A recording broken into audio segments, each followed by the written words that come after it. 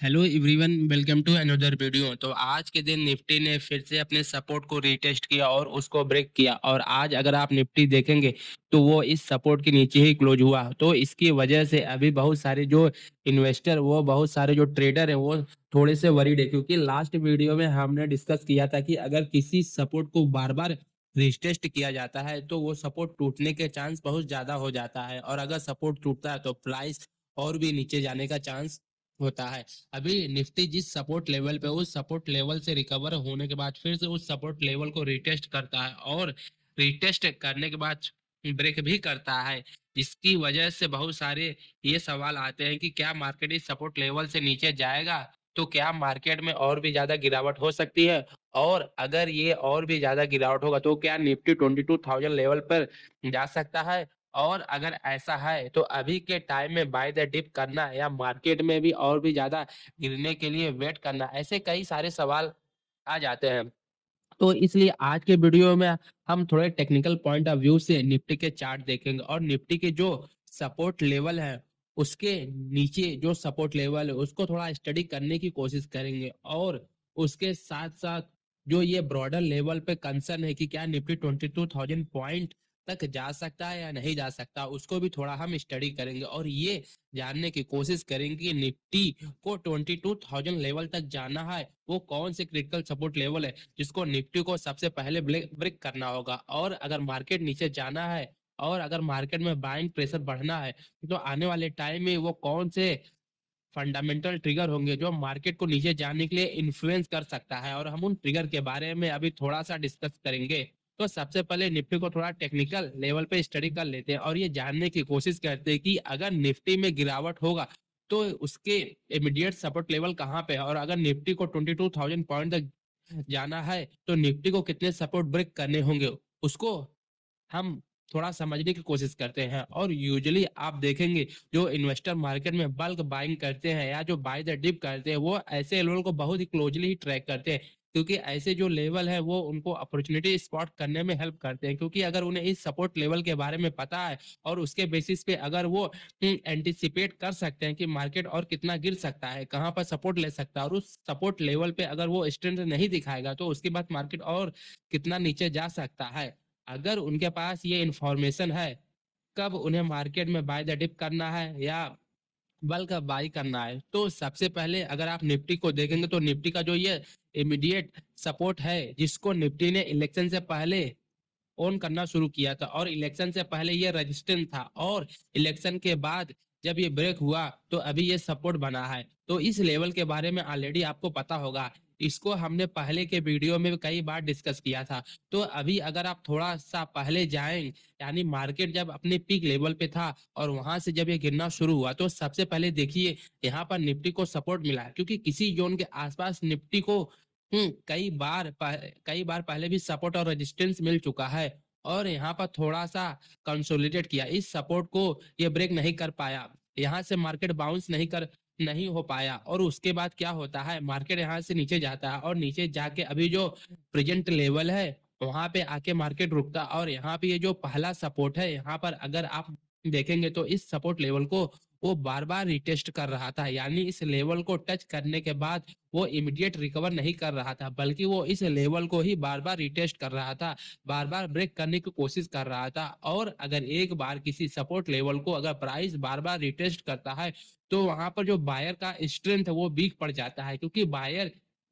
भी कितना सँभालेंगे मार्केट को। एक बार सपोर्ट पे आया, वहाँ पर उन्होंने खरीदा, थोड़ा-सा ऊपर गया, फिर से सेलर ने बहुत ज़्यादा माल बेचना शुरू कर दिया, फिर से उन्होंने खरीदा। वैसे अगर ये साइकिल बार-बार रिपीट होता है, यानी वो लेवल बार-बार रीटेस्ट होता है, तो बायर का जो स्ट्रेंथ है वो क्या होता है, वीक होता जाता है और एक लेवल पे वो सपोर्ट टूट जाता है। और यहाँ पर भी एग्ज़ैक्टली वही हुआ, सपोर्ट टूट गया, मार्केट नीचे आया और उसके बाद देखिए अभी मार्केट को इस ज़ोन पे सपोर्ट मिलता है, और यहाँ पर भी अभी इन्वेस्टर को डर इसलिए लग रहा है क्योंकि इस सपोर्ट लेवल को भी या इस सपोर्ट जोन को भी मार्केट बार-बार रिटेस्ट कर रहा है, और बार-बार रिटेस्ट होने पर यहाँ पर जो बायर बैठे हैं उनका स्ट्रेंथ हर रीटेस्ट पे वीक होता जा रहा है। एंड ऑफ कोर्स अगले हफ्ते हम ये वेट करके देखना होगा कि क्या मार्केट इस सपोर्ट लेवल को सस्टेन करता है या मार्केट इस सपोर्ट लेवल को ब्रेक करके नीचे जाता है। लेकिन अगर मार्केट इस सपोर्ट लेवल को ब्रेक करता है तो उसके बाद मार्केट को अगला सपोर्ट इस लेवल पे मिल सकता है, क्योंकि ये जो लेवल है इसने पहले भी मार्केट को कई बार रेजिस्टेंस एक्ट किया है। यहाँ पर मैंने मार्क करके रखा है, देखिए रेजिस्टेंस। और मार्केट ने इलेक्शन के टाइम पे इस रेजिस्टेंस को ब्रेक किया था, तो अभी फिर से ऊपर से नीचे आएगा तो यही जोन जो पहले रेजिस्टेंस था तो अभी सपोर्ट का काम करेगा। यानी अभी प्रेजेंटली मार्केट जिस लेवल पे है वहां पर मार्केट संभल नहीं पाता है या वहां से मार्केट वीक पड़ जाता और उसके बाद मार्केट नीचे गिरता, तो ये जो लेवल है ये मार्केट का अगला सपोर्ट लेवल हो सकता है। और उसके बाद जो इंटरेस्टिंग क्वेश्चन है उसको थोड़ा एड्रेस करते, क्या निफ्टी 22,000 पॉइंट तक जा सकता है या नहीं जा सकता। तो ये होगा नहीं होगा उसके लिए सबसे पहले मार्केट का ये जो करंट सपोर्ट लेवल है जहां पर अभी मार्केट उसको ब्रेक करना होगा, और उसको ब्रेक करने के बाद ऑब्वियसली उसके नीचे इमीडिएट सपोर्ट लेवल उसको ब्रेक होगा। और अगर अनफॉर्चुनेटली मार्केट इस लेवल को भी ब्रेक करता है और उसके बाद नेक्स्ट सपोर्ट मार्केट को इस लेवल पे मिल सकता है। इसने इलेक्शन से पहले मार्केट को एक बहुत स्ट्रांग सपोर्ट देने का काम किया था, क्योंकि अगर आप इस लेवल को देखेंगे, इस जोन को देखेंगे, तो इस जोन में मार्केट ने कई बार सपोर्ट दिया था और इसी जोन ने मार्केट को कई बार एज ए रेजिस्टेंस भी एक्ट किया था और मार्केट ने इसी जोन में एक लंबे टाइम के लिए कंसोलिडेट भी किया था। Strong support zone for the market. और इसलिए अगर मार्केट ये जो ऊपर का सपोर्ट उसको ब्रेक करेगा तो उसके बाद next immediate strong support market को इस लेवल पे मिल सकता है। और उसके बाद आपके रेफरेंस के लिए निफ्टी का जो 22,000 पॉइंट्स कहाँ पर आता है, देखिए यहाँ पर मैंने चार्ट में मार्क किया है। ये जो निफ्टी का 22,000 पॉइंट्स वाला जोन है वो इस सपोर्ट जोन के बहुत नजदीक, यानी सिंपल वर्ड में अगर निफ्टी को 22,000 पॉइंट तक जाना है तो उसको रोकने के लिए अभी मार्केट जिस लेवल पे है वहां वहां से और 22,000 पॉइंट के बीच में बस एक सपोर्ट का फासला है। और अगर ये सपोर्ट टूट गया तो उसके बाद चांसेस बहुत ही ज्यादा हो जाएगा कि निफ्टी जो है वो 22,000 पॉइंट तक नीचे आ जाएगा। तो इसलिए अगर आप एक ट्रेडर या इन्वेस्टर है तो अगले हफ्ते जो मार्केट का होगा वो बहुत ही क्रिटिकल होगा, क्योंकि अभी देखिए जो प्रेजेंट सपोर्ट लेवल है वहां पर मार्केट ने ऑलरेडी अच्छा सा कंसोलिडेट कर लिया है और यहाँ से अभी मार्केट रिकवर नहीं करेगा या करेगा उसका एक स्ट्रॉन्ग हिंट हमें नेक्स्ट वीक को मिल सकता है। क्योंकि निफ्टी अगर प्रेजेंट सपोर्ट लेवल पे संभल जाता है तो बहुत अच्छा होगा। प्रेजेंट सपोर्ट लेवल पे वो संभल नहीं पाता, उससे अगर नीचे आ जाता और ये जो बीच वाला रेजिस्टेंस है जो अभी निफ्टी के प्रेजेंट लेवल को 22,000 पॉइंट के बीच में खड़ा है, अगर उस सपोर्ट लेवल पे आ जाता तब हो सकता है कि रिस्क थोड़ा और ज्यादा बढ़ जाएगा। और अगर ये सपोर्ट भी टूट गया तो उसके बाद सीधा जो है वो निफ्टी अराउंड 22,000 पॉइंट तक भी जा सकता है। सो आई होप अभी आपके माइंड में ये क्लियर हो गया होगा कि अगर निफ्टी को 22,000 पॉइंट तक जाना है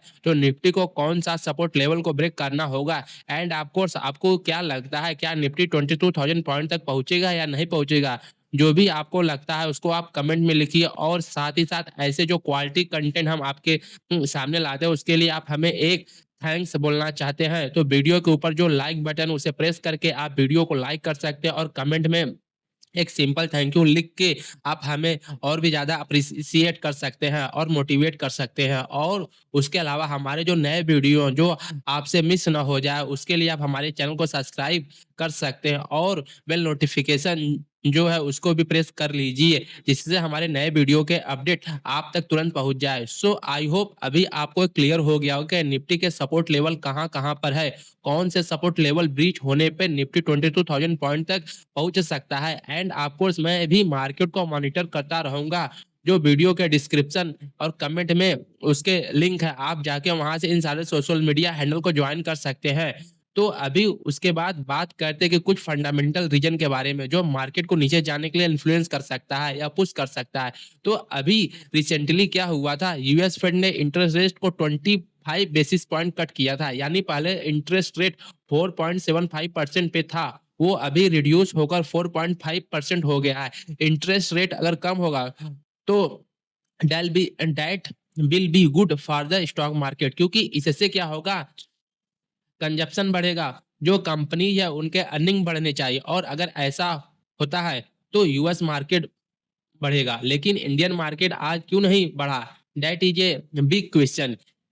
इन एवरीबॉडी इज माइंड। तो देखिए उसके लिए हम कुछ फंडामेंटल रीजन को समझना पड़ेगा और वो रीजन ये है कि सब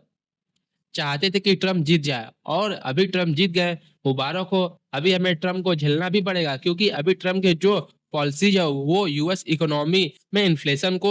फ्यूसल कर सकता है, क्योंकि अभी देखिए यूएस में क्या हो रहा है, वो चीन से सस्ते माल को मैन्युफैक्चर करवाते हैं और उसको इंपोर्ट करते हैं, चाहे वो उनकी गाड़ी हो, कपड़े हो या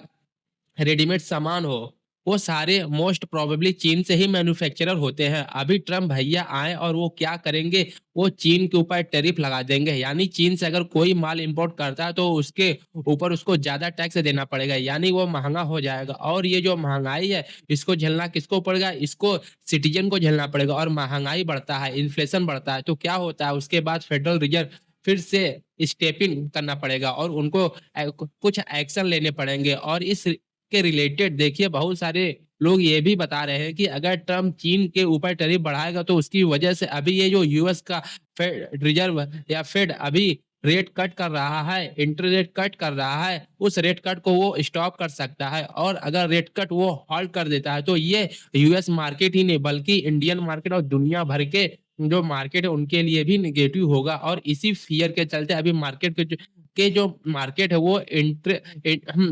इंटरेस्ट रेट कट के न्यूज़ आने के बाद भी रिस्पॉन्स नहीं कर रहा है और वर्स्ट केस में देखिए अगर ट्रम्प के टैरिफ या ट्रम्प के जो पॉलिसीज़ है, अगर वो बहुत ही ज़्यादा एग्रेसिव होंगे, उसकी वजह से अगर इन्फ्लेशन बहुत ही ज़्यादा बढ़ता है, then it becomes the responsibility of the Fed to control it, जिसके